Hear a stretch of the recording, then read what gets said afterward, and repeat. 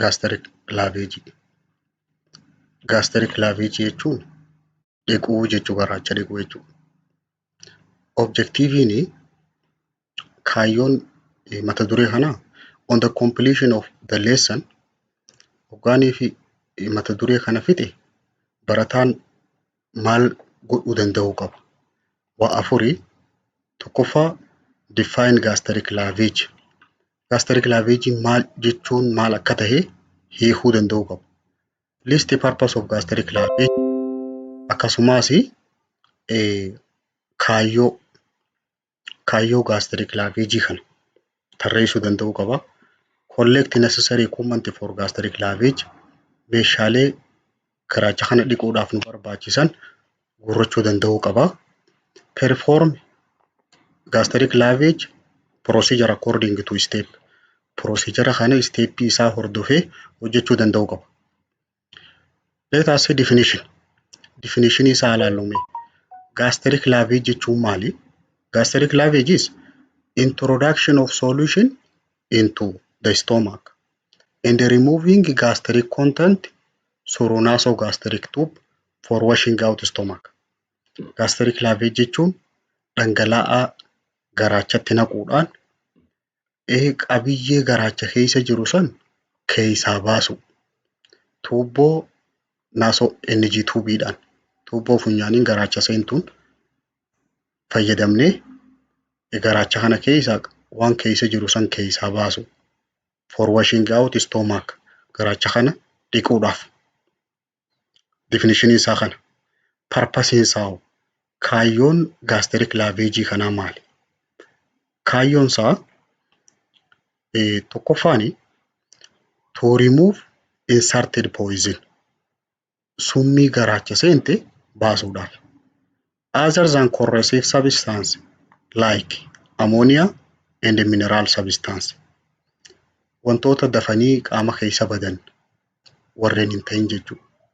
Wantoonni dafanii immoo qaama keessa badan karaa kanaan osoo hin ta'in antidootii fayyadamuudhaan. Kaayyoon isaa lammaffaa to introduce ice water or normal saline solution in tackling bleeding.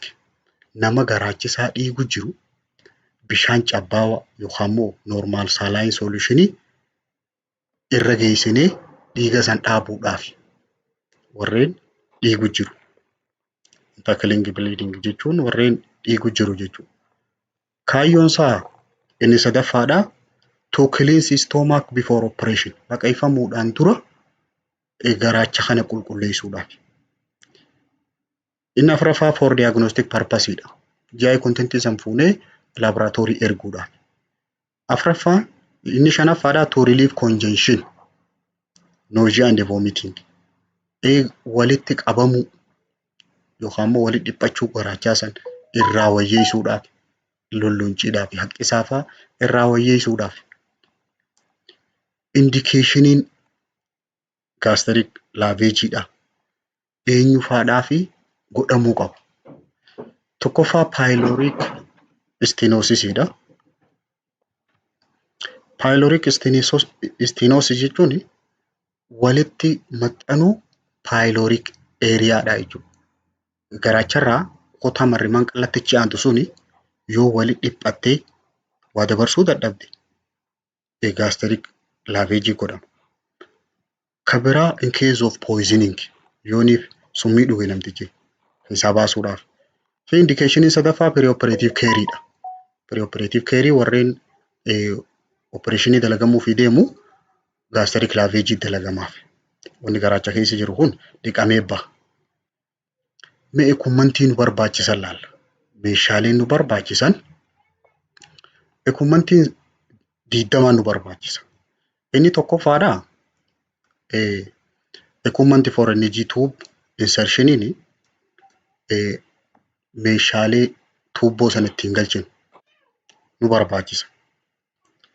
Kana malee measuring jooggaa bishaan ittiin safaru. 2 up to 3 liter prescribed solution. Solution ajajame san hammasa litira 2 ta'us 3 ta'us. IV stand. IV stand jechuun sarara IV dha jechuun IV irratti fannisan san. Tap water or ice if ordered. Takka bishaan qulqulluu yookaan immoo cabbii yoo ajajamte. 50 ml syringe. Syringe 50 cc guddoo san. Fanalii buuftuu. Gilaavii. Gilaavii jechuudha. Rubber and cotton sheet. Duroo sheetiidhaaf rubber sheetii siree eeguudhaaf kun. Taawolii. Inni 11ffaa litmus paperii. Waraqaa booda content san ittiin analyze gootu. Suction machine optionally yoo jiraatu taate maashina content san saakitti gootu. Labeled specimen container. Meeshaa booda naamunaa san itti goonee laboratory erginu. Laboratory request form. Ajaja laboratoriidha. Charcoal tablet or universal antidote. Warreen summii dhugeef farra summiidhaa jechuudha. Charcoalinga kan nama haqqisiisu san akka inni content sun deebitu ka godhu. Mrs. Basin. Mrs. Basiniin kan mouse carry faattiin goonu waan haqqisuu barbaade kan itti haqqisu. Waan tufuu barbaade kan itti tufu. Tissue paper kun softiidha. Drainage container. Containera dhangala'aa san itti walitti qabnu. Vital sign instrument. Meeshaalee vital signidha hunda. BP temperature. Stethoscope. Chartii. Kan booda irra galmeessinu. Meeshaaleen nu barbaachisan hanga kana. Procedure isaa jalqaba. Explain the procedure to the patient. Itti himuu qabda. Waan kanaa si godhuu deema jettee. Lammaffaa irratti wash your hands. Harka kee dhiqatteeti. Assemble necessary equipment. Meeshaa si barbaachisu walitti qabattee. Keep patient privacy and position the patient. Privacy isaa nageenyummaa isaa eegda. Screen goota. Position goota achi booda. Position in left lateral position for conscious patient. Yoo nama if beeku taate left laterally ta'uu qaba. Cinaa bitaa irratti ciisuu qaba. But if unconscious, place in prone position with head over the edge of bed. Prone position gooneeti garaan ciibsineeti mataansaa fiinxa siree irratti achi bahuu qaba. Fiinxa siree irratti. Or head is lower than the body. Takka immoo mataansaa qaamaa gad jiraachuu qaba. Semi prone position jedhaniini. Mataansaa qaamarraa gad ta'uu qaba jechuudha. Stepin itti aantu protect client and bed linen with towel and rubber sheet. Meeshaa sireettiin eeganiin amsoolaa sireedhaatii fi kan dhukkubsataadhaattis eeguu qabda. Taawoliidhaa fi rubber sheetii fayyadamtee. Kana booda dan single use examination glove. Clean glove uffatta. Eega uffattee booda select appropriate distance marks on the tube. Hanga tuubboon sun deemuu qabdu safarata. By measuring distance of the tube from eessarraa kaafteeti safartaa bridge of nose irraa kaafteeti fiinxa funyaanii irraa to earlobe hanga qaccee gurraatti plus distance from earlobe to bottom of xiphostomy xiphoid process hanga qara lapheetti gadoo safarata. Bakka sanitti maarkii godhatteeti lubricate tubes. Fiinxa tuubboodha jiifatta. Asii olitti gaa nostriliin isaa banaa tahuu check goota. Jidduu tana jira jechuudha. Eega check godhattee booda lubricate tuubii godhatta. Tuubboo sanii jiifta hanga sentimeetira hangana hixu san. Gently insert and pass tube. Tuubboo sanii suuta jettee naqxa. The tongue is the mouth forward posterior pharynx. If client is unconscious, mouth gag may be used. Yoon if namtichi kaif hin beekne taate gag reflexi ni garsiisa. Ni jira. Yeroo naqxu sanii tuubboo funyaaniin naqxa.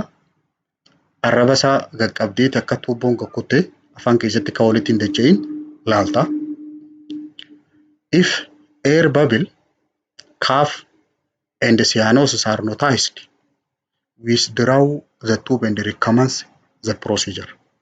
Yooniif tuubboo san yerooniif galchitee placement isaa check yeroo gootu yooniif waggaa fiinxa tuubboo sanii bishaan keessa keessu babilii garsiise keessaa ba'a. Yoo namtichi qufa'es yoo halluun namtichaa jijjiiramtees tuubboo san baafteeti recommence goota irra deebitee procedure san dalaydaaf. Advance the tube slowly to prevent injury until pre-measured mark. Hanga bakka duraan mallattootti godhatte san sii geessutti suuta jetteeti tuubboo san gadoo oofta. Assess the correct placement. Eega galchitee booda bakka sirrii jiraachuusi mala ittiin ilaalan fayyadamteeti ilaalta.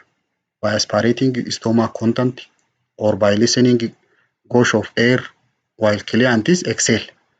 Waan namtichi gara keessaatti qilleensa fudhatu washing sound sirinjiidhaan qilleensa itti leexee stethoscope garaacha kana gara olaanurra keessee dhaggeeffata yookaan immoo qabiyyee garaacha keessa jiru san sirinjiidhaan keessaa harkifteeti litmus paper irra naqxee ilaalta. After the NG tube is in place, NG tube kun bakka jiraachuusaa mirkaneeffattee allow the stomach content to empty in the drainage container. Waan garaacha keessa jiru akka qullatu taasifta. Before installing any irrigating solution. Osoo solution tokkollee itti naqne akkanumatti harkiftee keessaa fixxe jechuudha. This confirm a proper placement of the tube and decrease risk of overfilling of stomach. Osoo dhangala'aa tokkollee ittiin daballe waan garaacha keessa jiru asumaan harkiftee irraa fixuun kuni maaliif si gargaara? Akka garaachi kun humnaa ol hin guutamnee fi akka haqqi isaan hin dhufne. Inducing of vomiting decrease godha. Once you confirm proper placement of tube, eega tuubboo bakka jiraachuu isaa mirkaneeffattee begin gastric lavage. Amma garaacha kana dhiguu eegalta. By installing about 250 ml of irrigating solution to assess patient tolerance and prevent vomiting. Dhangala'aa ml 250 solutiona fidatte sanii itti naqxa garaachatti hanga akka patientiin danda'uu fi akkasumas haqqisaa ni fidamuun fiduu check godha. Wanni xiqqaarraa eegaltuuf kanaaf. If you are using simple rubber tube for lavage, yoonii fi tuubboo raabariidha ha fayyadamtu taate akkam goota fill small jog with water. Joogaa xiqqaa bishaaniin guutteeti saffarattee and pour gently until the funnel is empty. Buuftuutti guuteeti buuftuu saniin naqxa jechuudha. Hanga buuftuun suni qullattutti ni eeyita. Then invent over the pail. Invent over the pail jechuun funneliin kuni xumurri isaa funnel end of esophageal tube tuubboo esophagasiitii wajjin walitti hidhaa jirti. Hoggaaniif akka nama gaazii safaruu yookaan zayita safaruutti yeroo itti naqxe san hanga keessa gakkutu ni eeyita jechuudha. Take specimen if required. Yoo barbaachise naamunaa ni fuutu tuubboo sanii. And continue process until the returned fluid become clear. Itti naqaatiiti keessaa dachaafta jechuudha. Buuftuu tana keessaa dachaafta. Hanga wanni deebi'u suni qulqulluu tahutti kana goota. And the prescribed solution has been used. Akkasuma solution ajajamte sani itti naqxa. Yoo charcoal itti naqi jaanis yoo normal saline taates. If you are using tube with a bulbs, tuubboodhaa fi balbii taqabdu wajjin yoo fayyadamtu taate gosa hedduu jira isiin. Clamp tube below bulb. Fiinxasiitii gaditti tuubboo sanii clamp goota. With right hand harka mirgaatiin squeeze bulb is forcing the air out through funnel. Qilleensi karraa bahu walitti qabda tuubboo sun. With left hand harka bitaatiin pinch tubing above bulb proximal to you. Karaa si dhiyaatuun balbii sanii olitti qabda. At the same time with the right hand yeruma wal fakkaatu harka bitaatii harka mirgaatiin kilaampii gadhiifta. This is create suction with which will draw stomach content into bulb. Yeroo san tuubboon sun ol harkifti jechuudha. Contentiin suni gannaqamuudhaaf ol deebi'e jechuudha duuba ol harkifata. Kana booda fanalii san gad deebifta. Patientidhaa gaditti. Lower funnel allow excess gastric content to drain into the pail. Akka gadoo yaa'u lafatti akka yaa'uuf. Eega garagalchitee booda pour 200 up to 300 cc of solution water into funnel. Buuftuu san inni ml solution kana. Before funnel is empty, allow solution to drain. Osootiin buuftuun sun hin qullanne dhangala'aan suni akka keessaa yaa'u asiin itti naqaati achiin irraa yaa'a jechuudha.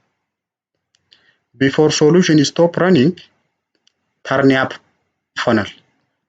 Osootiin dhangala'aan yaa'u jiruuti isii mataa garagalchite san ol garagalchiteetti dabalta jechuudha. Dhugaatti naqxee mataa sii gad deebifta. Kana booda gubbaarraan itti naqxa. Add another quantity of solution jechuun akka. Repeat this procedure until return are clean. Hanga wani deebi'u sun qulqulluu tahutti ol qabdeetti naqaa garagalchitee keessaa naqaa itti deddeebite jechuudha. Instruct the client to take deep breath and hold it to close epiglottis. Yeroo kana namtichi qilleensa sirriitti keessa fudhatee akka qabuuchitti epiglottiin tun akka cufamtuuf karaa qilleensaa akkan gorre dhangala'aan kun. Monitor patient vital sign. Meeshaa vital sign kan fidatte saniin vital sign isaa hordofaa deemta. Urine output hanga inni fincaan baase ni ilaalta. Level of consciousness isaa every 15 minutes. Daqiiqaa 15. And then notify the physician for any change. Yoo jijjiiramni jiraate doktora beeksifta. Kana booda maal goota? Give mouthwash, mouth care kenniteefiti. If ordered, gently remove tube. Yoo ajajamte keessa turtu yoo jedhamu baatte keessaa baafta tuubboo sana. Fill the client's tube and watch the respiration. Hafuura isaa ilaalaa tuubboo san keessaa baafta. Kana booda eega tuubboo irraa baafte remove glove, hand wash, clean and discard used equipment. Gilaavii firraa baafteeti harkaan dhiqatta. Waan qulqullaa'uu qabu ni qulqulleessitaa, hagatamuu qabu ni gatta jechuudha. Instrumental processii dalagamuu barbaadu ni dalayta. Comfort position patient. Patientii ni mijjeessitaa fi haala ciisinsa isaa. Record the procedure. Procedure kana galmeessita. Including yeroo galmeessitu kana wanni ati irraanfachuu hin qabne taayimii itti dalayti. Yeroo deeti guyyaa isaa. Types of solution fayyadamti. Amount of gastric content drained. Hanga keessaa deebi'e. Sanis ni galmeessita jechuudha. Yeroo kana goote dhiixe jaamta jechuudha. Inni itti aansinee ilaallu procedure gastric garbage. Gastric garbage jechuun nyaachisuu jechuudha. Nama garaachisaa nagahee qabu kammoo nyaanni gakkuutuu dide afaaniin liqimsuu hin dandeenye fa'aa nyaachisu. At the end of this lesson, waggaa mata duree kana fixe barataan maal beekuu qaba? Tokkoffaa definitionii gastric garbageedha. Beekuu qabu. Hiikkaasaa, purpose isaa beekuu qaba. Meeshaa barbaachisu. Guurratee procedure step isaa hordofee dalaguu danda'u qaba. Definitionii isaa maali? Gastric garbage jechuun providing nutritional supplement when patient is unable or not willing to take food per mouth with normal GI tract functioning. Osoo garaachisaa nagahee qabu Namtichi afaanii nyaata fudhachuu yoo dadhabe yookaan immoo fudhachuu yoo hin feene nyaata dabalataa kennuudhaaf gaastiriik gaabeej jedhama. Nyaachisuu jechuudha. Isa nyaachuu hin dandeenye tokko kan nyaachuu hin feene kan garaachi nagahee qabu nyaachisuu jechuudha. Parpasiin isaa kaayyoon isa kana goonuuf kaayyoo sadii. Tokkoffaa to provide total supplemental nutrition. Nyaata qaamni barbaadu kennuudhaaf. Lammaffaa to restore fluid, electrolyte and acid base balance. Dhangala'aa qaama keessaa gad bu'e bakka deebisu, elektiroolaayitoota irratti guutuu fi baalaansii asidiidhaatii fi beezii qaama keessatti wal qixxeessu. Kaayyoon sadaffaadha. Reduce or eliminate catabolism. Caccabinsa qaamni caccabu hir'isuudha. Sababa nyaata dhabeef. And negative nitrogen balance. Baalaansii nitrogenii qaama keessa jiru gad hir'isuudhaaf. Akka nitrogeniin qaama keessatti hin heddummaanne godhu. Precautionin isaa namoonni gaastiriik gaabeejii dalaganiif of eeggannaan taasifamuufii qabu. Tokkoffaa severe pancreatitis warreen qabu. Paankiriisiin isaa rajiijiin isaa garmalee kulkultee warreen jiru. Kan lammaffaadhaa intracutaneous fistula. Intracutaneous fistula jechuun caasaan qaamaa lama walitti banaa ta'uu jechuudha. Takka garaachaa fi gogaa walitti uraa yookaan immoo marrimaan furdaa fi garaachi fa'aa walitti uraa bakka hin barbaachifne hin jirtu jechuudha. Normaalii osoo hin ta'in intracutaneous fistula jechuudha. Kan biraa GI ischemia. Warreen gastrointestinal isaanii madaawanii tishuun bakka san jirtu duute. Eenyuuf hin godhamne. Amma warreen hangimma dubbanni suni of eeggannoodhaan ni godhamaaf. Contraindication namoonni gonkumaa'uu gaastiriik gaabeejiin hin godhamneef tokko diffused peritonitis. Peritonaal kaavitiin kun inflamed tahee irree yoo wal gahe diffused jechuun baakteeriyaan gogaa garaachaa fi qaama isa gubbaa jiru kana jidduu baakteeriyaan seenee inflameeshinii irra wal geesse. Kan lammaffaa namni hin godhamneef intestinal obstruction warreen qabu. Warreen marrimaan isaanii cufaa jiran. That prohibit normal bowel functioning. Sochii nyaanni garaacha keessa taasisu kana kan dhorku. Sadaffaa intractable vomiting. Warreen nyaanni akkuma gasseenetti duuba deebi'u. Intractable vomiting jechuun vomitingii achitti facaatu jechuudha. Paralytic ileus kan marrimaan isaa laamshawan. Severe diarrhea warreen qabu. Warreen albaatii qabu yookaan yaasaa qabu. Amma patient assessment is barbaachisa godhuudhaaf tura. Patient assessment dhukkubsataa kana ni ilaalta. Assess client for sign of gastric distress. Rakkoo garaachaa kana laalta. Mallattoolee cinqamuu sababa garaachaa irraa kaate. Such as nausea, vomiting and cramping. Lollojjiidhaa fi haqqisaadhaa fi ciniinuu laalta. To determine the client tolerance for tube feeding. Tubboo tana nyaachisuudhaaf ni danda'u mirkaneeffachuudhaaf. Assess feeding to placement every 4 hours. Sa'aatii 4 tubboon duraan kaa'amtee jirtu tuni bakka jirti moo bakka hin jirtu laalta. To confirm to placement in GI tract. Akka garaacha keessa jirtu sa'aatii 4 mirkaneeffatta. Assess client respiratory status. Haala hargansuusaa ni laalta. To evaluate for pulmonary aspiration of gastric content. Qabiyyeen garaacha keessa jirtu kun karaa qilleensaa seente moo seenne haala hargansuu namtichaa laalta. Assess client ongoing nutritional status. Haala nyaataa wali fufaa kana laalta. Kan nyaachisu jirtu kana haala nyaatasaa laalta jechuudha galmaawaa jiru kana. To evaluate effectiveness of tube feeding. Tubboodhaan nyaachisuun kun hangam takka bu'aa buusee mirkaneeffachuudhaaf. Assess client intake and the output to evaluate feeding impossible. Hamma inni fudhatee fi hanga inni baasuu laalta. Yooniif nyaachuu hanga fudhate malee baasuu yoo baate cufamuu fa'aa waan cufamuu fa'aa ta'uuf kanaafuu feeding impossibility'n jiraachuu danda'e jechuudha.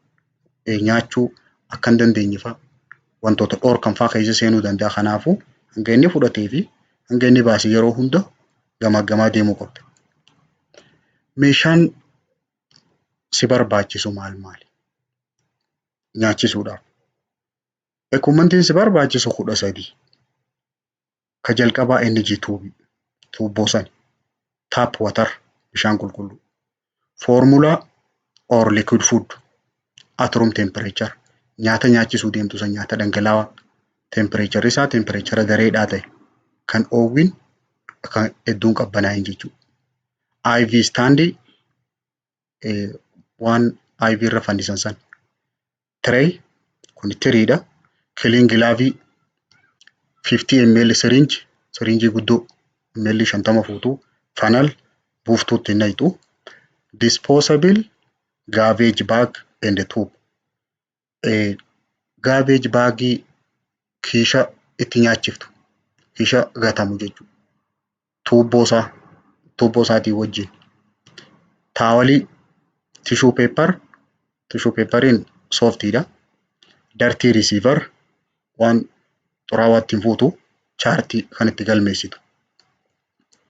Meeshaa si barbaachisu hanga kana booda procedure eegalta.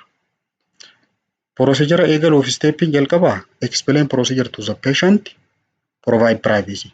Waan dalaguu fi deemtutti himteeti privacy isaa gootaaf eeydaaf jechuudha. Kan namni lallaalle.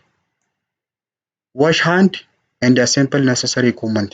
Harka dhiqatteeti meeshaa si barbaachisan dhiheeffata. Assist client to fowler position in bed. Yoo sireerra taate fowler position mataansaa ol godhachuu qaba. Or sitting position in chair takkaa kursiirra taa'uu qaba. The normal position for eating position itti nyaatan sanitti taa'uu qaba jechuudha. If this position is contraindicated, yoo akka kana taa'uun kan hin hayyamamneef taate. Slightly elevated right side lying position is acceptable. Mirgarra ciisee xiqqoo ol godhachuun fudhatama qaba. This position is helps. Position kun maal gargaara? Enhance gravitational flow of solution and prevent aspiration. Dhangala'aan gayyaa'u kun akka sirnaan yaa'uu fi akka karaa qilleensaan seenne dhorka. Saniif si gargaara jechuudha. Egaa position godhattee assess client for feeling of abdominal distension. Garaan guutamee jiraachuu itti dhaga'amuu kana laalta. Belching jechuun deequu. Loose stool'n diyaariyaadha. Sagaraa akka bishaanii. Flatus or plain. Flatus'n dhufu. Bowel sound illee ni laalta. Sagalee garaacha hundalagu jiraachuudha dhageeffata. And allergy to food. Nyaata kanaaf inni allergiidha. Waliin danda'anii kayyuu assess goota. Eega kana laalte if energy tube is not in place. Tuubboon yoo bakka jiraachuu baate follow the energy tube insertion procedure. Procedure akka nama energy tube galchuu fi san hordofteeti insert the tube and secure it. Tuubboo galchitee fi bakka sanitti qabda. Confirm correct placement of tube. Kana booda tuubboon galchite tun bakka sirrii jiraachuu isaanii mirkaneeffata. Cover the patient chest with towel to protect him from spill of food. Akka nyaanni irra hin bubuuneef qoma patientiidhaa kana taawaliidhaan haguugda. Taawalirra afta. Kana booda maal goota? Taawalirra aftee aspirate stomach content to determine amount of residual and measure it. Hanga nyaata garaacha keessatti hafe san of duuba harkifteeti laalta. Ni safartaas.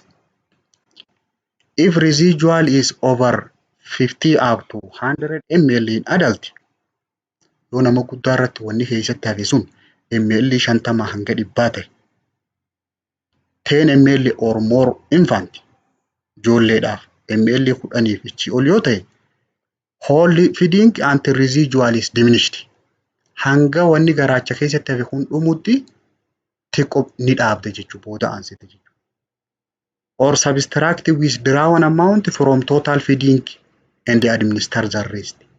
Takka ammoo hanga garaacha keessatti hafe jettu san nyaata kanatti irraa hambifteeti hanga kaan kennitaaf.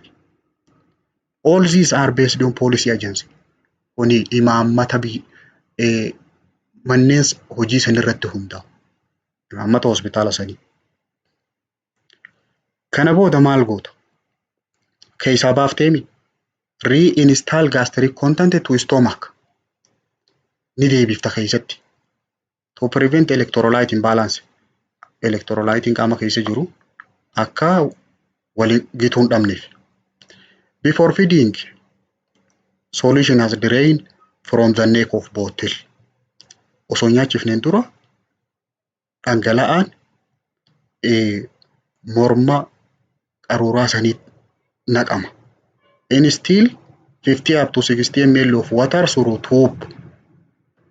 Akkan cufamneef ilaal tuubboo sanitti wanni bishaan naqxuuf ml 50 hanga 60 itti naqxa. To prevent tube feeding syndrome and further blockage. Akka hin cufamneef karaan sun.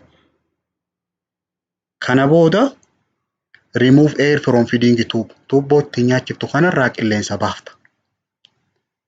Qilleensa irraa baafte attach to nasogastric tube. Tuubboo sanii wajjin wal qunnamsiifta.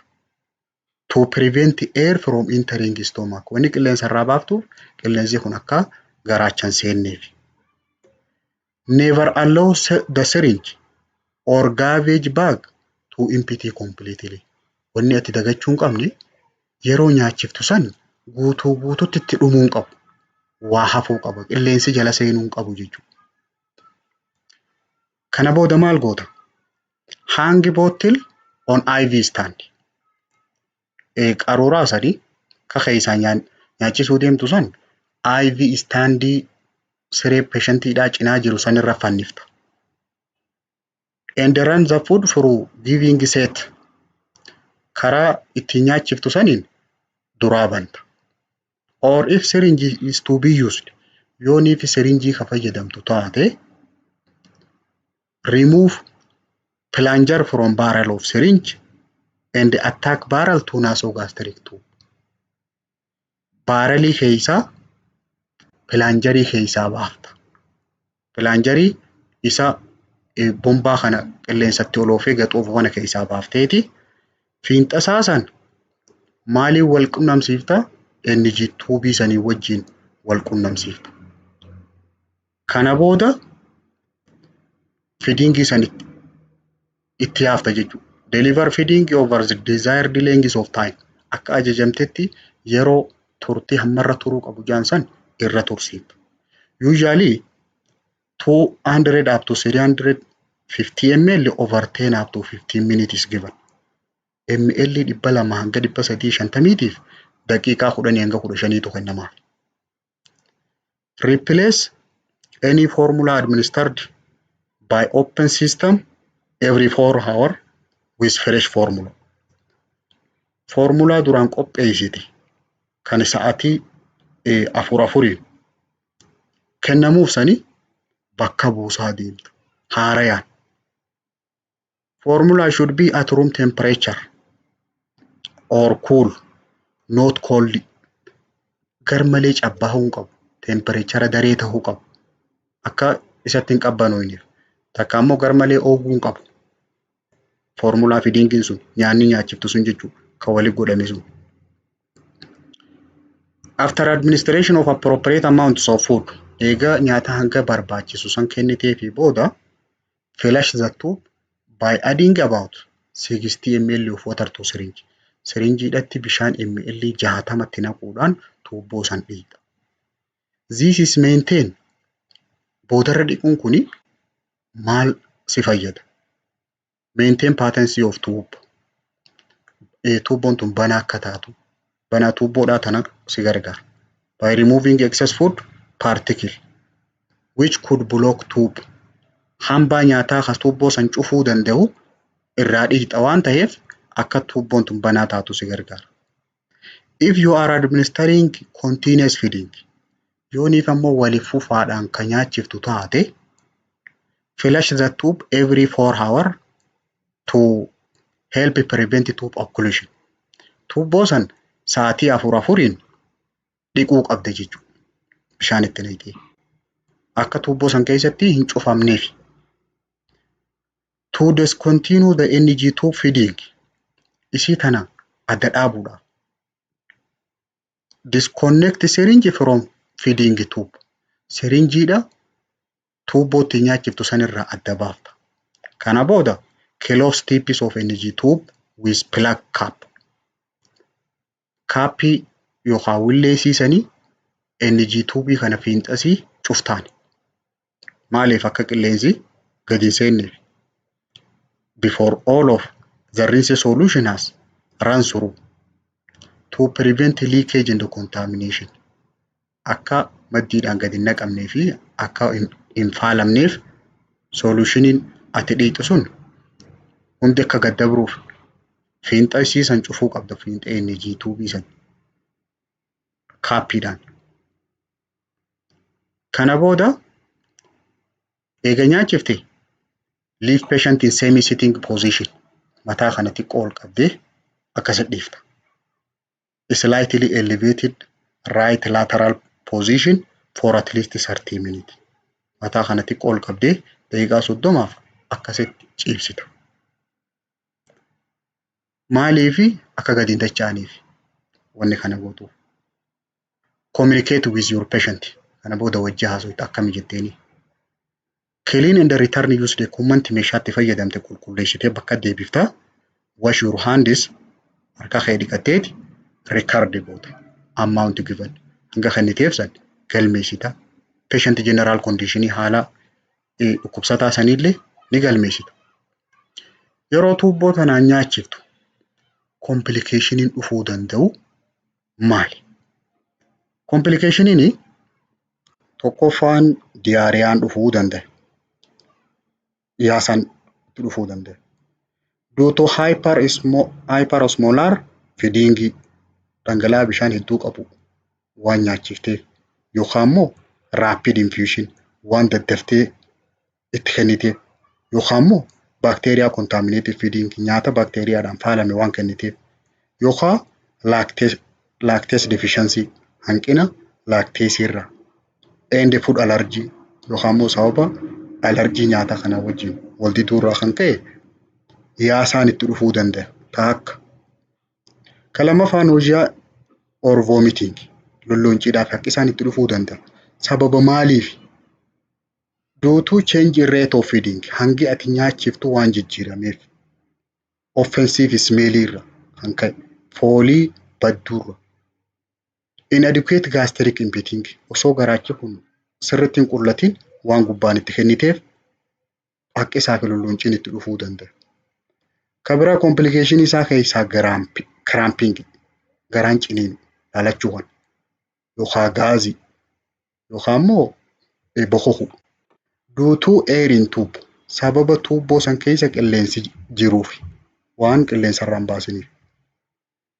Kabira constipationiin itti dhufuu danda'a goggoyni garaadha. Sababa maaliif dhufuu danda'a kun? High milk content nyaata aannan guddaa qabu yoo kenniteef. Low fiber intake nyaata hambaa qabu yoo kennuufii baatte. Inni akka salaxaa fa'a nyaata qaamni sirriitti daakuu hin dandeenye yoo kan hin kennineef taate. Inadequate fluid intake dhangala'aa gahaa yoo fudhachuu baate namtichi constipation itti dhufa. Complicationin biraa aspiration pneumonia. Pneumonia sababa contentiin garaachaa somba seenteef qabuu danda'a. Due to improper tube placement waan tuubboon bakkasii hin jirreef. Yookaan immoo sababa maaliif dhufuu danda'a? Flat in bed sireerra osoo cinatti hin ciisin yooniif filaatii tahee duwidaan ciise kan mataan isaa ol hin jenne. Sababa maaliif dhufuu danda'a? Kan biraa too large tube. Tuubboon sun yoo garmalee guddoo taate aspirationiin dhufuu danda'a. Complication isaa keessaa kan biraa tube displacement bakka gallakkisuu tuubboodhaati. Tuubboon sun bakka adeemu. Due to excessive coughing or vomiting. Sababa maaliifi waan namtichi hedduu qufa'u yookaan immoo haqqisee. Tracheal suctioning.